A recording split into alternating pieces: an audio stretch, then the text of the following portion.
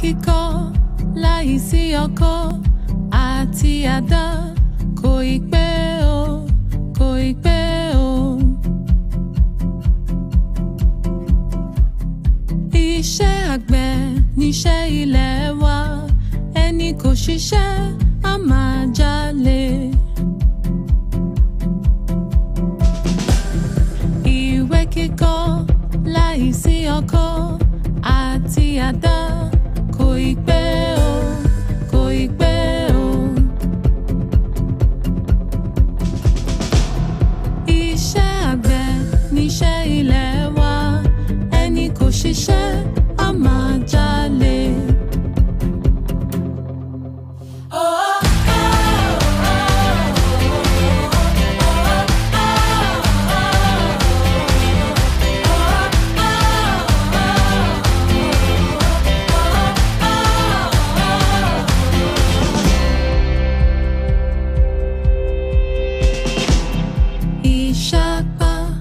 Láìsí iyán àti ẹ̀gúsí kò ì pẹ́ o, kò ì pẹ́ o.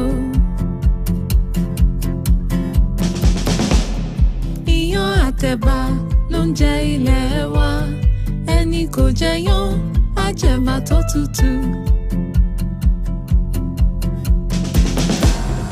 Ìṣápá láìsí iyán àti ẹ̀gúsí kò ì pẹ́ o, kò ì pẹ́ o. Iyán àtẹ̀bà ló ń jẹ ilẹ̀ wa, ẹni kò jẹyán á jẹ̀bà tó tutù.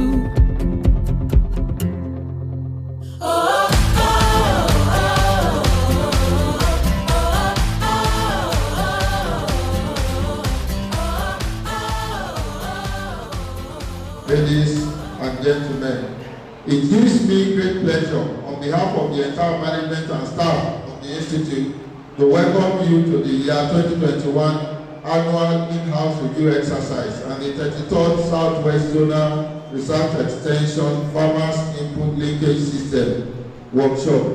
As you may be aware, the in-house review exercise is an annual event where the Institute presents a scorecard on its research activities and findings for the previous year.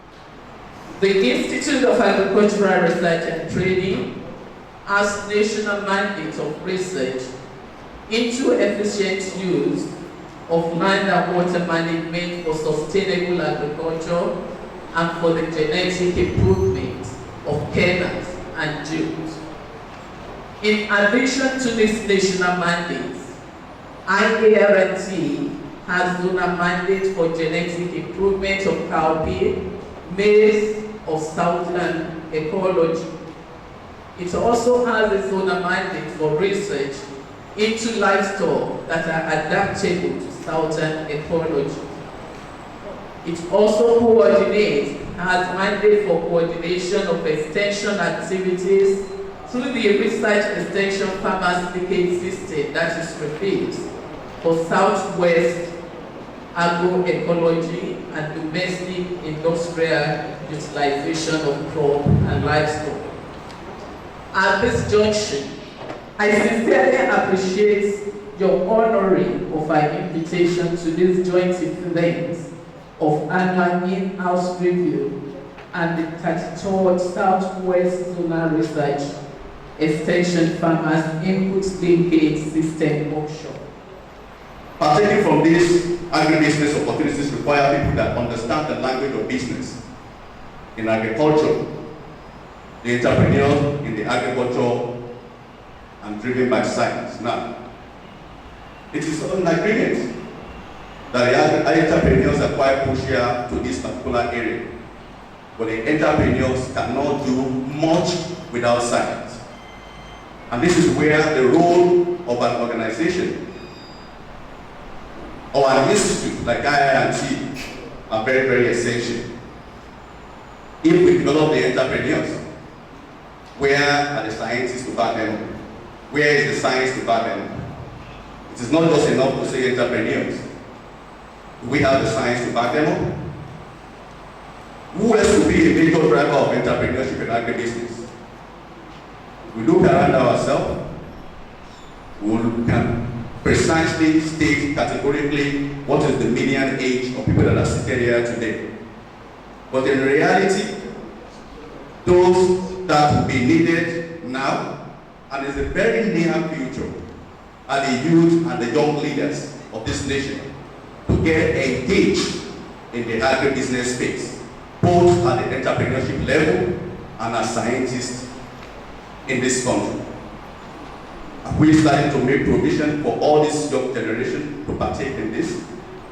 The question still remains that if truly a high percentage of our population are people below the age of 30, what plan do we have for them, especially in the space where we are looking at in developing the economy of this country?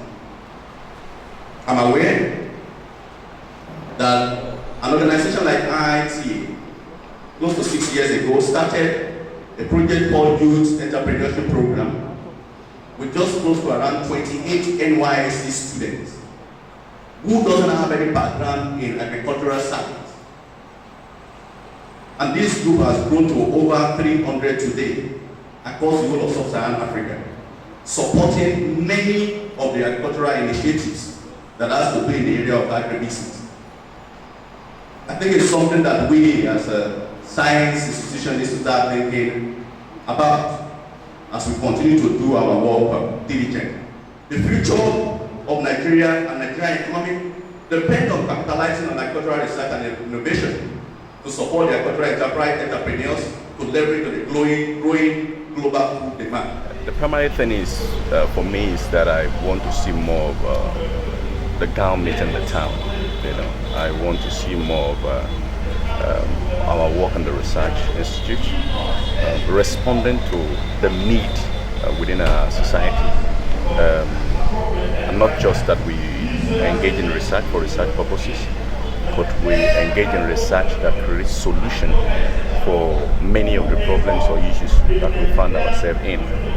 And in the country where we are today, there is no doubt about the fact that we have many of these intellectuals with the capacity in the research institute, the professors, the doctors, the academics, in general, that has done amazing things, But I think the disconnect is always how those amazing outcome or output can become a solution to our problem. So we're looking at much of applied researches,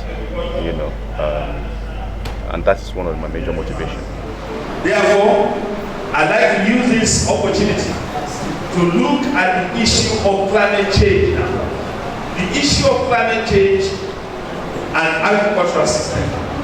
In this situation, we are aware that agriculture in Africa is vulnerable and is affected by variability of climate. As I gave an example, what was happening in Maiduguri and Borno State, Yobe State, some 30 years ago, is right now here in Oyo State. It's approaching the south very rapidly.